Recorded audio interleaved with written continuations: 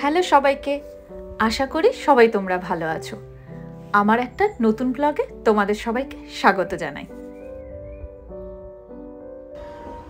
আজ তোমাদের সাথে গল্প করব ইউকের বিন ট্রাক নিয়ে।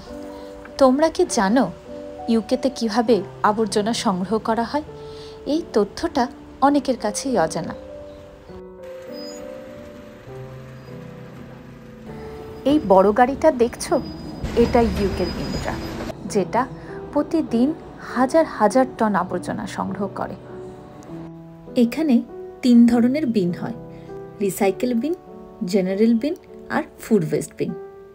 বিনের রং ডিপেন্ড করে স্থানীয় কাউন্সিলের উপর।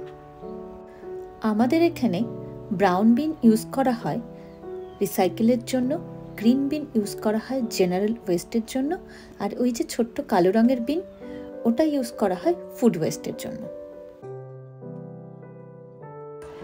এখানে কোন রঙের বিনে কি জিনিস ফেলবো সেটার নিয়ম আছে। যেমন আমরা গ্রিন বিনে ফেলতে পারি plastic bags, chips packet, grocery items, chocolate packets, ভাঙা গ্লাস, ইউজ করা টিস্যুস। ব্রাউন বিনে আমরা ফেলতে পারি প্লাস্টিক বোতল, কাচের বোতল ও জার, অ্যালুমিনিয়াম ক্যান ইত্যাদি। ফুড ওয়েস্ট বিন, যেটা শুনলেই বোঝা যাচ্ছে যে আমাদের যে কোনো ওয়েস্ট করা ফুড, সেগুলোকে আমরা এই ফুড ওয়েস্ট বিনে ফেলতে পারি। প্রতিটি এলাকায় সপ্তাহের নির্দিষ্ট দিনে এই ট্রাকটি আসে এবং বিভিন্ন ধরনের বিনের জন্য আলাদা আলাদা দিন নির্ধারিত থাকে।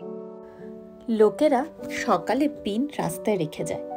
বিন ট্রাকে থাকে একজন ড্রাইভার, এক বা একাধিক লোডার, যারা বিনগুলো ট্রাকে তোলে। টিমের সদস্যরা খুব দ্রুত কাজ করে। লোডাররা বিনগুলো ট্রাকের পেছনে নিয়ে যায় আর একটা হাইড্রোলিক লিফট দিয়ে বিনগুলোকে খালি করা হয় এবং ভেতরে থাকে কম্প্যাক্টার, যা সমস্ত ময়লাগুলোকে চেপে রাখে, যাতে বেশি পরিমাণে আরও বেশি ময়লা নিয়ে যাওয়া যায়। যখন ট্রাক ভর্তি হয়ে যায় তখন এটি চলে যায় নির্দিষ্ট স্থানে, যেমন ল্যান্ডফিল, রিসাইকেল সেন্টার।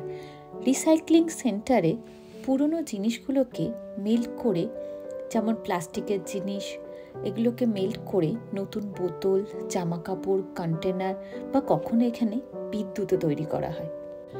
তুমি যদি বিন ফেলার নিয়ম না মানো, মানে রিসাইকেলের জিনিস যদি তুমি জেনারেল ওয়েস্ট বিনে ফেলে দাও বা জেনারেল ওয়েস্ট বিনের জিনিস যদি তুমি ফুড ওয়েস্ট বিনে ফেলে দাও, তাহলে কিন্তু তোমার জরিমানা হবে।